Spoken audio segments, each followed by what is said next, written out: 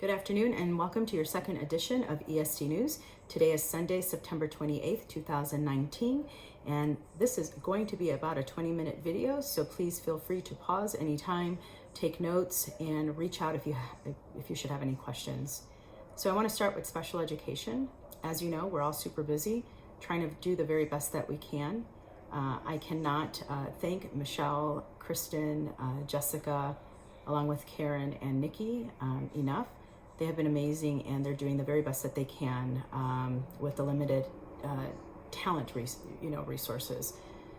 So we are asking that if you need support, probably some more training around facilitating perhaps difficult IEPs, that just let us know and we could conduct a training for the group. It makes it really hard to get to a lot of IEP meetings.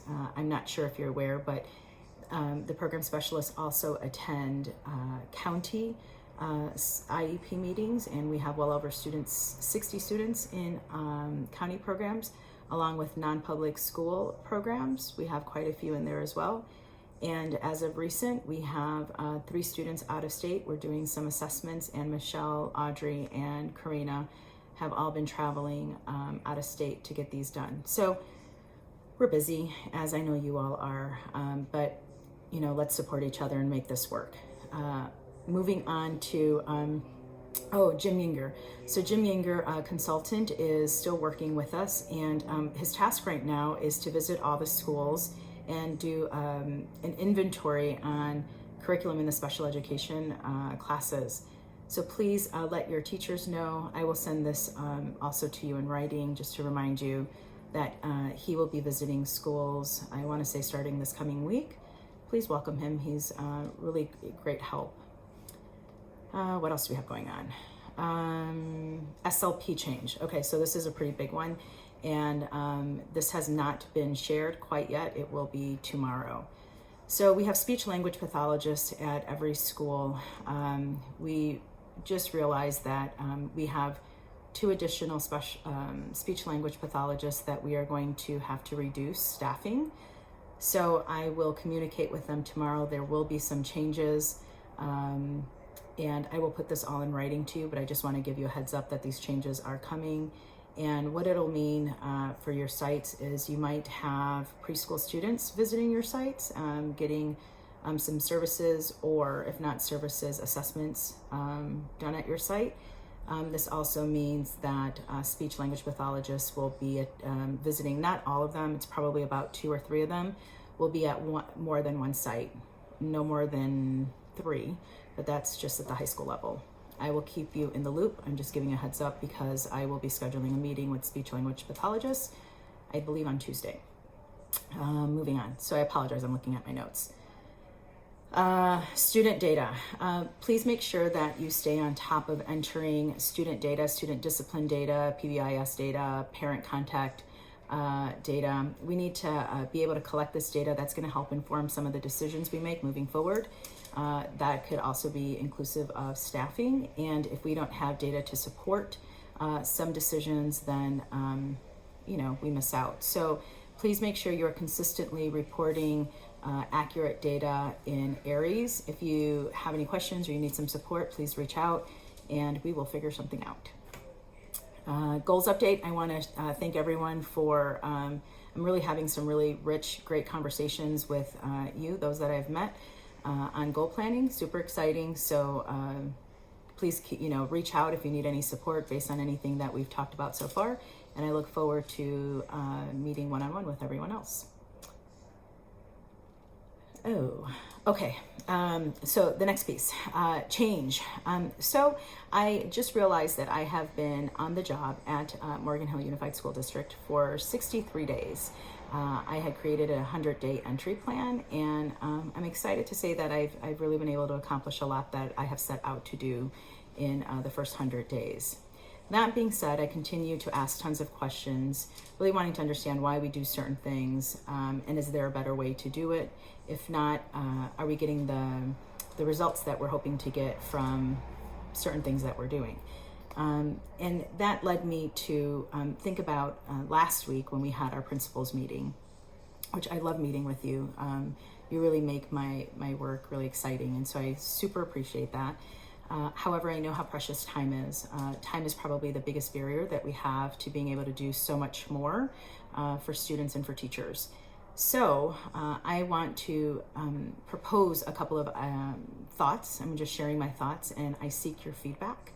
I was thinking about perhaps having just one TK adult meeting a month like we have right now, but instead of having specialized meetings per grade level, our TK 5 and then our 6 to 12, that we do something different and reduce the time of those meetings. I still think that it's absolutely valuable to connect.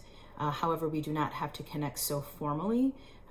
Where taking you off your site, coming into district office, which in itself can be time consuming. But instead, maybe we can do Google Hangout meetings.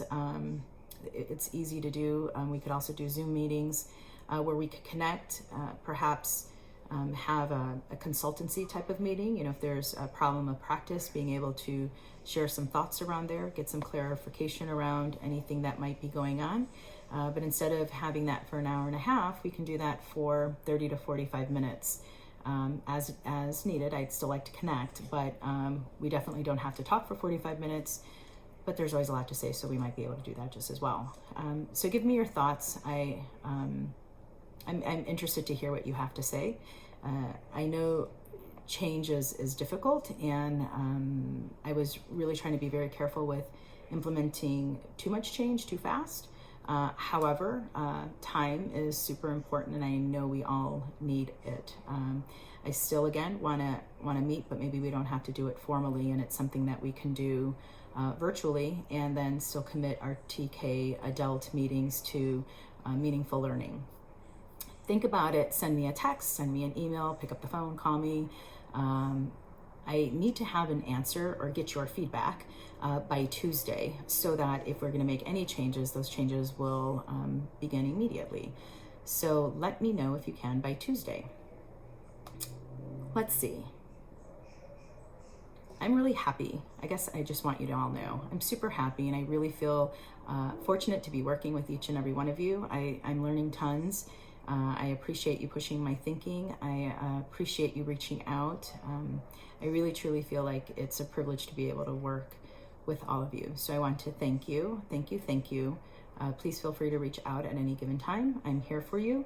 And as you know, these videos will be coming fast and furious. I don't know if we could get them out to you, every other week or every third week, but we will do that. As always, thank you, and have a perfect rest of the week. Hi, last thing, one quick thing. I forgot to mention calibration sessions, calibration tours.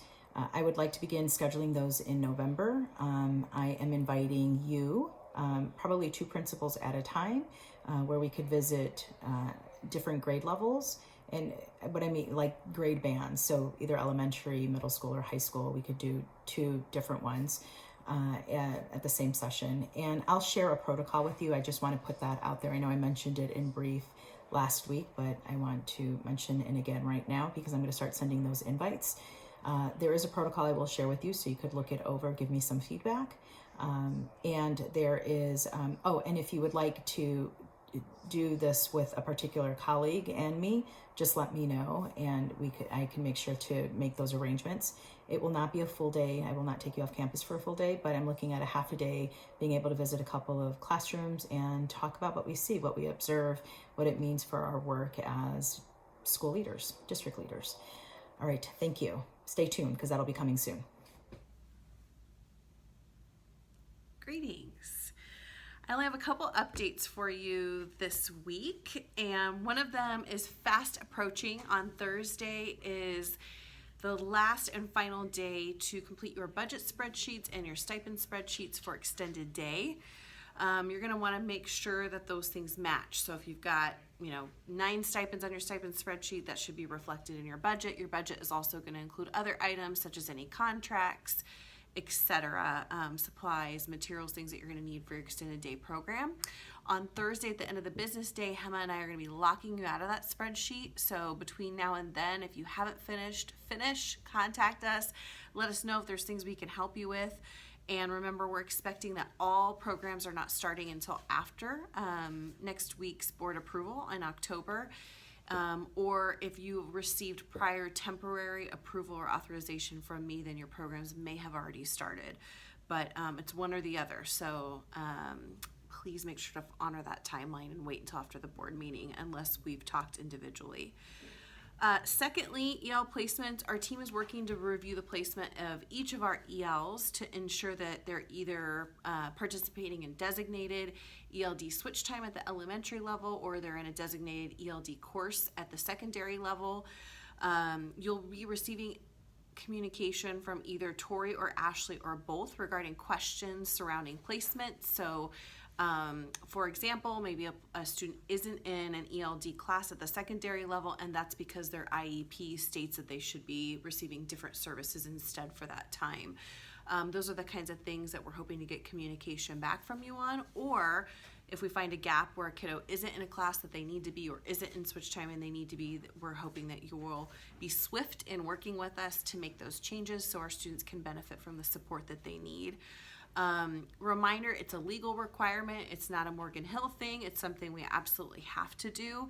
And so while I understand we all do the constraints of the master schedule, and I know that how tricky that makes things, how challenging that can be, offering ELD is not an option. It's something we absolutely have to do. So for those sites that may be concerned about that in their master schedule, you're going to want to work really closely with Tori and maybe others to see what changes need to be made to accommodate those students. Lastly, ELAC and school site council reminders. Please be sure, if you haven't already this year, visit those shared folders. They're full of resources. Some are suggested and then some are compliance. They're for compliance reasons. Example is that the sign-in sheet that's in there, it must be used. It sounds really petty, but believe it or not, we do get audited on sign-in sheets. So the next time that the district goes through an FPM audit, Mary Alice can tell you at Barrett, they will ask for sign-in sheets, and that can be a finding.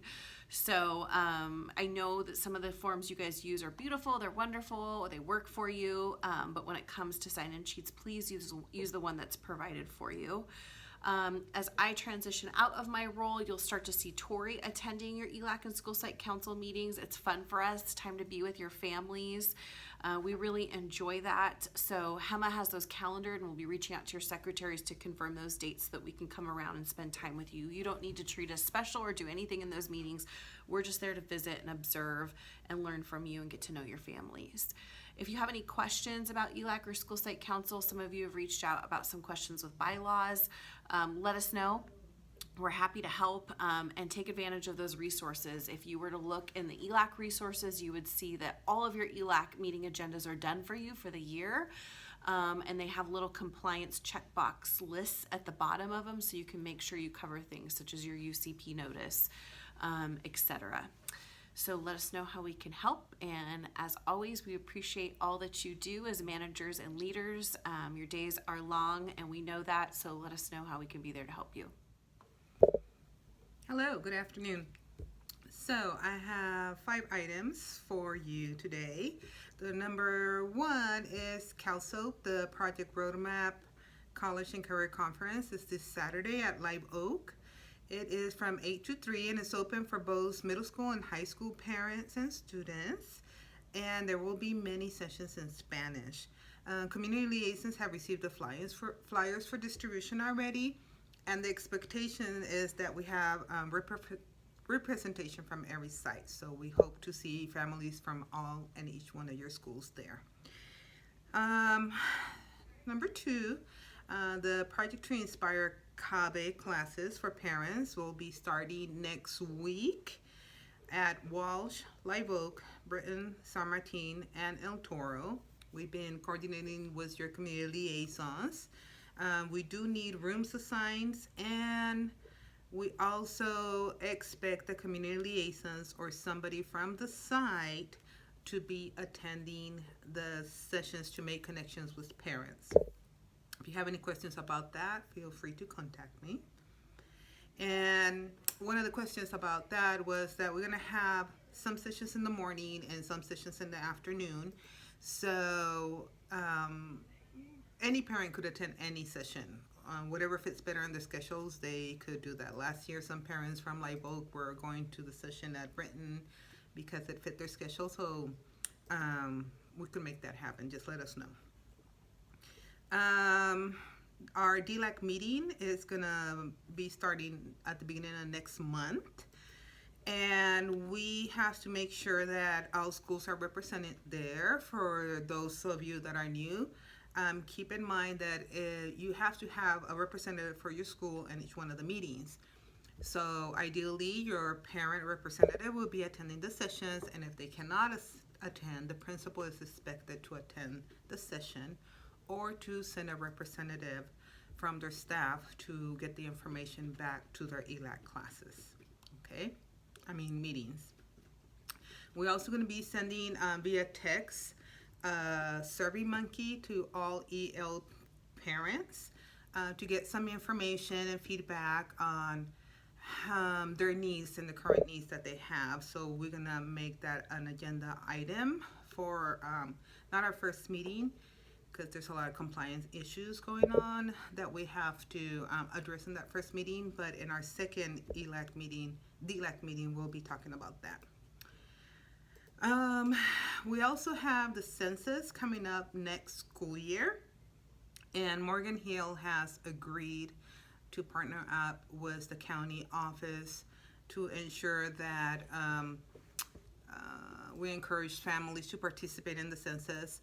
And it's also expected that we, every student in every classroom receives a civics lesson about the census and what it means.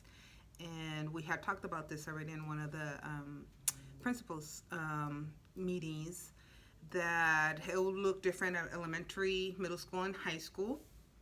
I'm going to be sending the link to you that you guys could use. But you don't have to use that lesson. It could be any lesson that your teachers want to use, but it does have to happen this semester. And finally, the Language Ambassadors program, we are ready to roll that out. I do have a few principals that have signed up already to so I could come and do presentations in their staff meetings or their ELAC meetings. I will resend the link, and the presentation could be anywhere from 5 minutes to 10 minutes. It doesn't have to be very long. I could come to your staff meeting or any other gathering that you think is appropriate to share with parents or with teachers.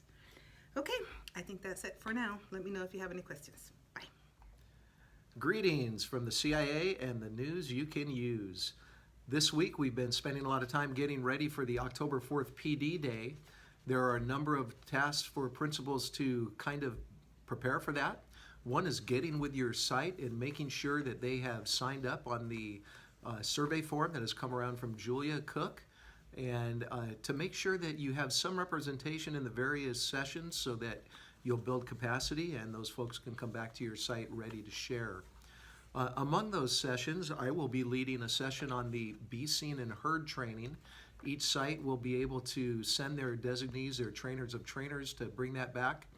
And in that session, we'll be accomplishing a couple of things. They'll be making sure that they have access to the program, that they are looking at how we're going to dovetail two new topics together. One, of course, Be Seen and Heard that you're used to, and the other is some information about mass violence and school shootings in a proactive set of activities that will be piggybacked on the Be Seen and Heard activities throughout the year. The activities there come from a company called the Sandy Hook Promise. The Sandy Hook Promise is a nonprofit who you may have heard of. It's been touted by Tony Thurman, They have put out a number of commercials, and one lately has caused some controversy. We're actually using the materials from Sandy Hook Promise that are very generic, that are not controversial, but are aimed at raising awareness and providing students with strategies for noticing signs and signals that might be of concern, and also arming them with strategies like Be Seen and Heard to convey those concerns to a trusted adult. So we will be providing training in that. In getting prepared for that, the training will include information about the opt-outs and the letters. I have also been working with Lene, who will be providing communication to parents, and we will be hosting a parent night. So you can watch for that information coming around by email with the specific dates on that. In addition, principals, counselors, psychologists, site rep, there's also a session on Data Zone. Data Zone is a school-level data tool that we are working on with the County Office of Education that will provide you easy access, user-friendly ways to retrieve student information, all of which normally resides in Aries, but in Aries you may have to get it out by learning how to write queries and master SQL code and all of that. As opposed to that, Data Zone will be a one-click way to look at summary data and then drill down to individual students. So building watch lists for those intervention lists or attendance concerns and so on, Data Zone will be a very handy tool. It also will provide you with a tool that your teachers can use. So principals, the specialists on your campus will have access to school-wide data, but the teachers will also have access to their rosters worth of students. So we're looking at getting that coming on board soon, and we were planning a preview for October 4th on that. The other thing that we've been working on lately, of course, is evaluations. And evaluations will continue to be a topic with our principal meetings, but also segueing into instruction. So one of your primary tools in instruction is instructional rounds. And in instructional rounds, we need to look at sharing our schedules, making sure we have our teams calendaring those events so that they are sure to happen. That will be a topic of upcoming principal meetings, and also some documents coming around for you to enter that information in so that you can share practice among sites. So that's the news from CIA today. Thank you very much for your attention.